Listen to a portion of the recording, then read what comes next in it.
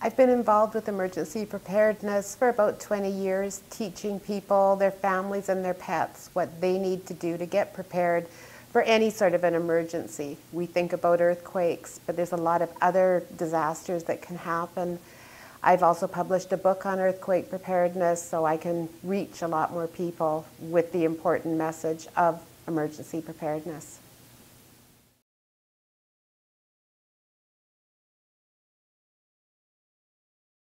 I think one of the scariest assumptions that I come across is people think their communities are going to jump in and help them. What people are not realizing is that you will be on your own for the first 72 hours. And I think people, that do think their communities are going to be able to help them right away are going to have a lot tougher time with the response and the recovery once they've been impacted by a disaster. So I think that's probably the biggest thing that we come across where people are misleading themselves.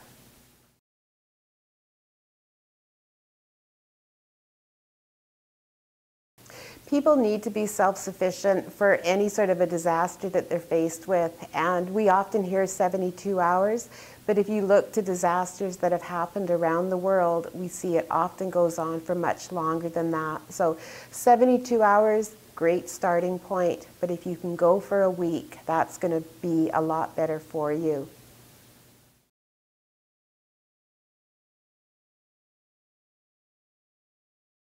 People need to take a look at the makeup of their families. There's a number of different things that we need to do. We don't know where we're going to be when a disaster happens. So if you're at work, your husband and wife are at home, what does that mean? How are you going to get home? What plans do you have to communicate? Our number one concern in a disaster is going to be, is our family okay? And people just they haven't taken the time to plan that out on how they should be connecting with their family. People also need to get their supplies together. People think that, the grocery stores will be open, but after a major event like an earthquake, you're not going to be able to run out to your grocery store and get supplies.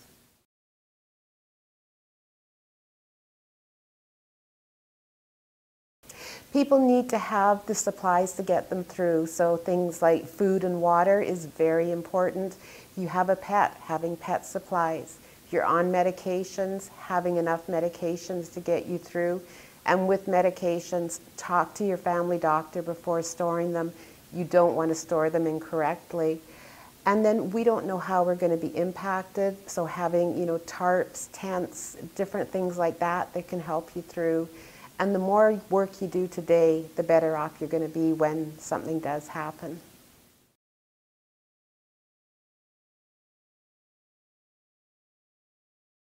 A grab-and-go kit is a smaller version of your kit that you're going to grab and go if you have to evacuate your building or your house. Often we see people evacuating because of a fire. A grab-and-go kit contains basic items that people will need for the initial hours after an event. Some of the basic contents are a flashlight, a change of clothes, medications, your insurance papers, things like that. Each person in your family needs a grab-and-go kit. If you have small kids, their kit's going to be much different than an adult's kit. Your pets also need a grab-and-go kit, and the kits should be stored by the front door or the door you exit from if you have to run out of your house. They need to easily be accessible.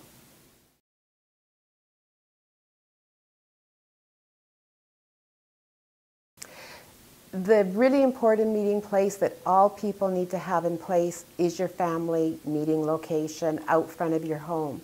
Imagine you're at home tonight, your smoke alarms go off, you evacuate your house, you might go out the front door, your husband, your wife, your kids could go out another door. You're all safely outside, but where are your family members? If you don't have a meeting place, you could be in a lot of different areas. I've seen this time and time again, responding to house and apartment fires, where the mom's in the front yard, the dad's in the backyard, kids are somewhere in between. They just don't know everybody's out safely. If you had a meeting place and your family knew to go to that meeting place, you'd be able to connect with your family much quicker. If somebody hadn't shown up at the meeting place, you could let the fire department know, and they could possibly go in and assist that person that hadn't shown up. Another meeting place that we need to identify, and this will depend on the makeup of your family, say you and your partner both work in the same location, you may have to travel a bridge to get home, have a meeting place downtown. Have a meeting place that's convenient for you both to get to, and then you can determine what your next move is going to be. You're not going to be able to pick up your phone and call your husband or wife and say, let's meet here. You've got to pre-plan it before something happens.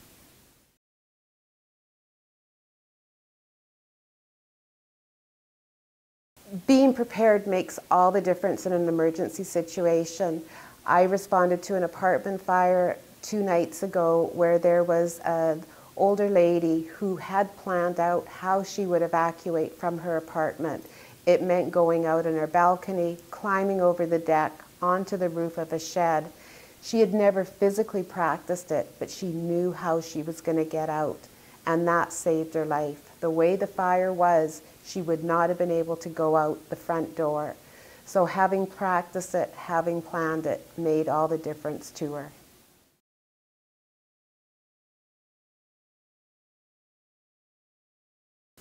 We need to work with our kids and make sure they are prepared. A lot of times I'm asked by parents, what do I tell my kids? I don't want to scare them. And I can understand where they're coming from, but what I think you need to think about, you're protecting your kids. Our kids learn it in school. If they know what to do in your home or wherever you are, they know where the safe places are in each room. They've practiced it. You've had family drills. That's going to better protect them. Also having, your furniture secured in your house. You don't want that toppling over your kids. And one really important thing is it's human nature to want to run to check on your kids. In a disaster such as an earthquake, when the earth is moving, that's when you have the falling debris, items shooting across the room. So you don't want to be running from room to room. That's when most injuries happen. If you can get your kids to drop, cover, and hold on in the room they're in, you stay in place. Have your kids sing a song, and that way you'll be able to hear them. You're singing a song, they will be able to hear you, and you'll both know that everybody is okay.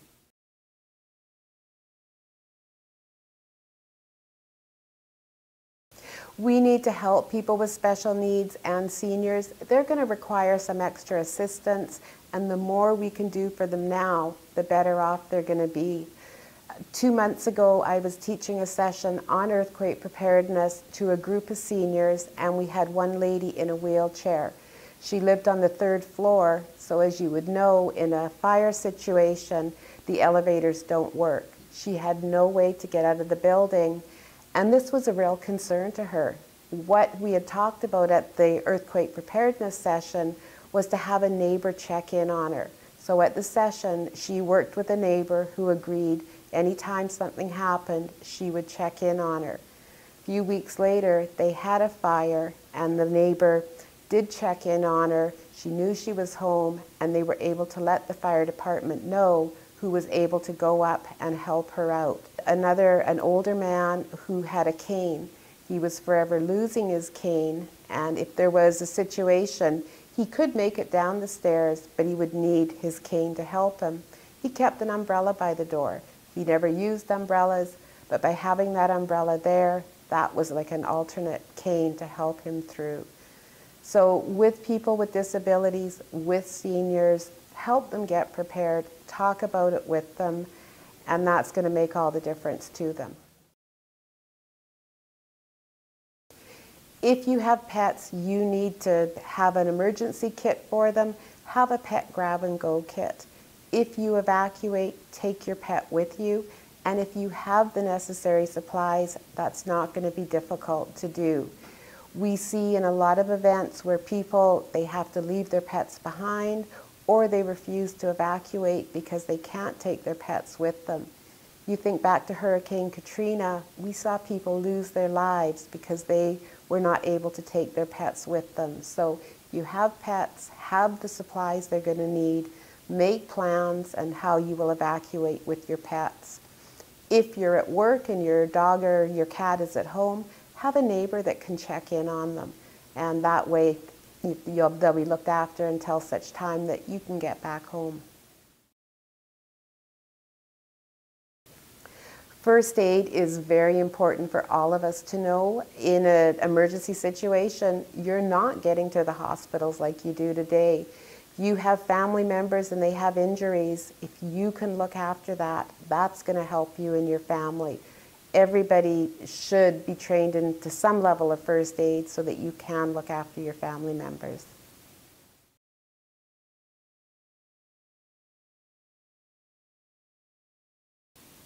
People are very complacent in getting prepared for emergencies and disasters. People living in Vancouver have lived here for many years and have never experienced an earthquake. We all know we live in an earthquake area. It could be 6 days, 6 months, 6 years. We don't know. And people that have lived here for a long time become very complacent and think it's not going to happen here.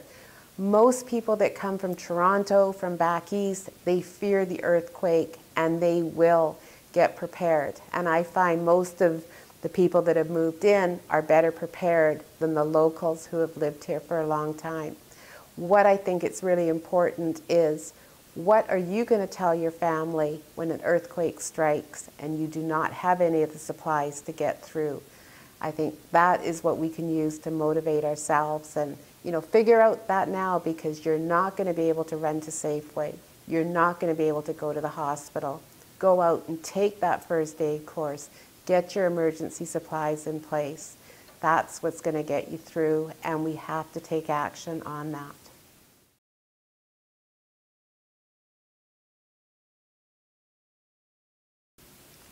We have seen a lot of communities come together to try and plan for a disaster within their neighborhood.